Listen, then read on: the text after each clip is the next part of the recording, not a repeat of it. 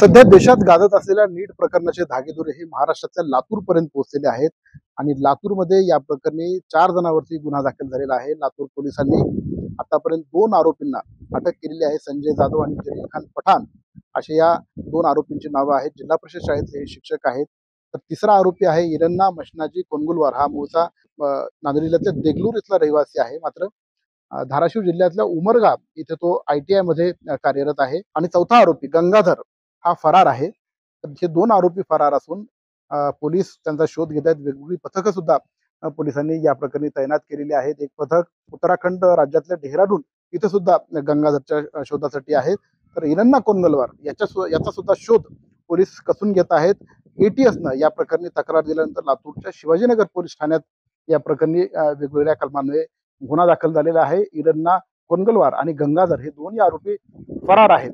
सध्या आपण ज्या ठिकाणी उभे आहोत तो परिसर म्हणजे इरन्ना कोनगुलवार याचं घर ज्या ठिकाणी आहे लातूर शहरातल्या साई विहार भागात आपण सध्या आहोत। आणि माझ्या उजव्या हाताला जे घर आपल्याला दिसतंय हे घर आहे इरन्ना मशनाजी कोनगलवार। हा या नीट प्रकरणातला मुख्य आरोपी आहे।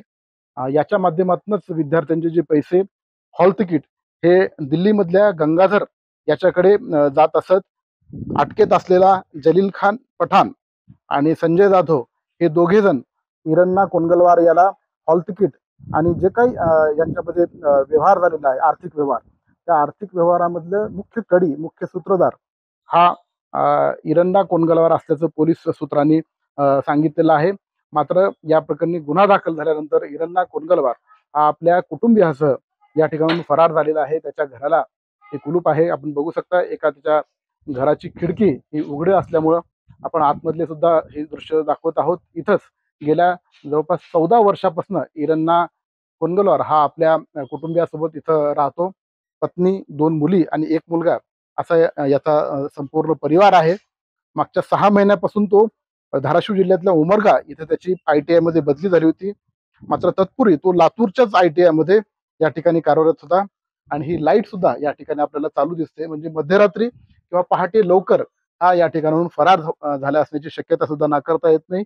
या 2 टू व्हीलर सुद्धा या इरन्ना कोनगलवार यांच्याच कुटुंबियाचे आहे। स्वतः तेही वापरायचे आणि त्यांचे कुटुंबीय सुद्धा या 2 गाड्या वापरायचे।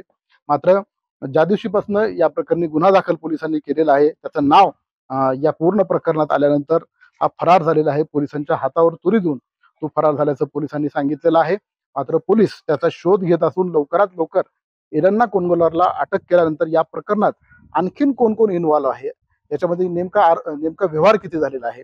आता काही बोटावर मोजण्या इतके विद्यार्थ्यांचे ऍडमिट कार्ड प्रवेशपत्र हे संजय जाधव आणि जलील खान पठाण यांच्या मोबाईलमधनं पोलिसांना प्राप्त झालेले आहेत। मात्र इतरही अनेक विद्यार्थी याच्यामध्ये आहेत का, आणि जे पालक ज्या पालकांनी यांच्या माध्यमातून नीट प्रकरणामध्ये गुण वाढवण्यासाठी यांना संपर्क केला त्या विद्यार्थी आणि पालकांची सुद्धा चौकशी पोलिसांनी सुरू केलेली आहे। काही जणांची चौकशी केलेली आहे। कोण विद्यार्थी आहेत, कोण हे पालक आहेत ते सुद्धा निष्पन्न होणार आहेत। मात्र सध्या तरी इरन्ना मशनाजी कोनगुलवार याचा आणि जो दिल्लीतला मुख्य आरोपी आहे गंगाधर याच्या शोधासाठी वेगवेगळी पथकं ATSनं आणि लातूर पोलिसांनी तैनात केलेली आहेत। लवकरात लवकर हे 2 आरोपी पोलिसांच्या ताब्यात लागतील असा विश्वास पोलीस सूत्रांनी टाइम्स नाऊ मराठी सोबत बोलताना व्यक्त केलेला आहे। मात्र मुळात राजस्थान, बिहार आणि गुजरातमध्ये सुद्धा नीट प्रकरणाचे कनेक्शन उघडकीस आलेले आहेत। त्या ठिकाणचा तपास हा CBI कडे वर्ग झालेला आहे। त्याच्यामुळं लातूरच्या या कनेक्शनचा तपास सुद्धा लवकरच CBI कडे जाईल असं सुद्धा सूत्रांनी या ठिकाणी स्पष्ट केलेलं आहे।